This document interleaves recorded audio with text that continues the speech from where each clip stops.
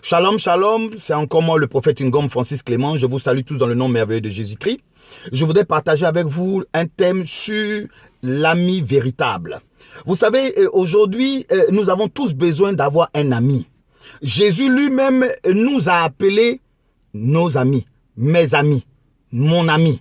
Ce qui veut dire que Jésus connaît l'importance de l'amitié. Mais nous nous rendons compte qu'aujourd'hui, il y a de moins en moins de véritables amis. C'est pour cela que lorsque nous plongeons nos regards dans la Bible, nous nous rendons compte dans le livre de 1 Samuel chapitre 18 à partir du verset 1 4, c'est l'histoire de David et l'histoire de Jonathan. Écoutez-moi très bien. Jonathan était le fils du roi Saül. Or, le roi Saül a été rejeté par Dieu et Dieu a décidé de prendre David et le remplacer. À cause de cela, le roi Saül a décidé de détruire la vie de David. Mais lui, Jonathan, qui devait prendre la succession de la royauté, n'a pas regardé à cela et il a décidé de s'attacher à qui? À David. Il a voulu que David devienne son ami. Or, nous comprenons que l'amitié implique plusieurs éléments. La première chose, c'est d'abord l'amour. Il faut que celui qui est ton ami puisse t'aimer réellement. Je ne parle pas de l'amour hypocrite. Je ne parle pas de cet amour où les gens viennent et s'attachent à toi juste pour quelque chose. Je ne parle pas de cet amour. Je parle de l'amour qui vient du profond d'un cœur. Une personne qui t'aime comme tu es. Une personne qui t'aime avec tes défauts. Une personne qui t'aime parce qu'il sent dans son cœur que vous devez être ensemble. C'est de cet amour que je parle.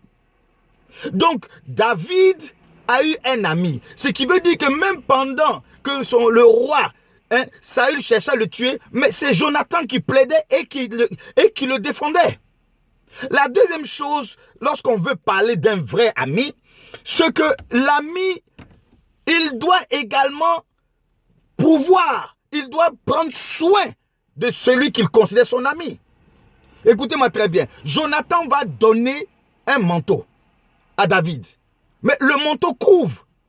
En d'autres termes, un ami prend soin de son ami. Il y a des personnes qui ne sont pas des amis, ils sont des profiteurs, des gens qui ne veulent que profiter. C'est tout. Et ce sont des gens comme ça qui sont comme des sangsues et qui te font croire qu'ils t'aiment et ils ne t'aiment pas. Je suis venu te dire, tous les profiteurs, éloigne-les de ta vie.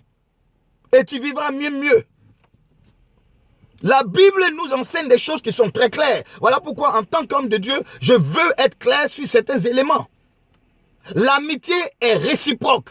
Ce n'est pas un seul sens. Et beaucoup ne comprennent pas cela. On n'est pas obligé d'avoir 10 000 amis. Un seul suffit. Lorsqu'on parle encore de Jonathan, Jonathan donne son épée à David. Nous devons savoir que l'épée est l'instrument de protection. Il était en train de dire à David, tant que moi je serai lié à toi, je vais te protéger. Combien de personnes qui se disent amis, qui sont ceux-là même qui utilisent l'épée pour nous tuer? Dans la vie de tous les jours, c'est comme ça que ça se passe. Il y a des gens qui sont autour de nous, qui sont avec nous, qui nous tuent au lieu de nous protéger. Ce sont ces mêmes personnes qui préfèrent aller critiquer, créer des situations, nous détruire au lieu de nous aider, au lieu de nous protéger. Ça, c'est quel genre d'amis, ça? Et beaucoup en souffrent aujourd'hui. Mais ce qui est lamentable, c'est que beaucoup en souffrent, mais ils sont attachés toujours à ces mêmes personnes, espérant que ces personnes vont changer. Je suis venu te dire quelque chose. Un ami ne trahit pas. Un ami ne te fera pas du mal. Un ami cherchera à te protéger. Un ami sera avec toi dans les bons moments, dans les mauvais moments. Mais celui qui n'est pas un vrai ami, il t'abandonnera à la moindre petite situation. Jonathan est resté avec David. Jonathan lui a démontré son amour. Jonathan a voulu rester avec lui pour lui démontrer qu'il ne disait pas n'importe quoi. Beaucoup de personnes prétendent être des amis, ils le disent, mais on ne voit pas les fruits de leurs actions. C'est pour ça, si toi, tu as été déjà victime de ces faux amis, j'ai un conseil à te donner. Éloigne-toi de cela. Sépare-toi d'eux.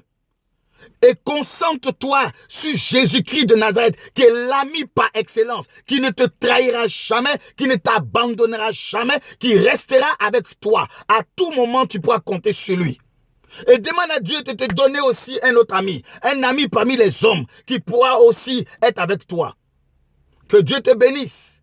Et très prochainement, nous allons continuer encore sur cette même étude, parce qu'il y a beaucoup de personnes qui souffrent aujourd'hui des faux amis. Shalom.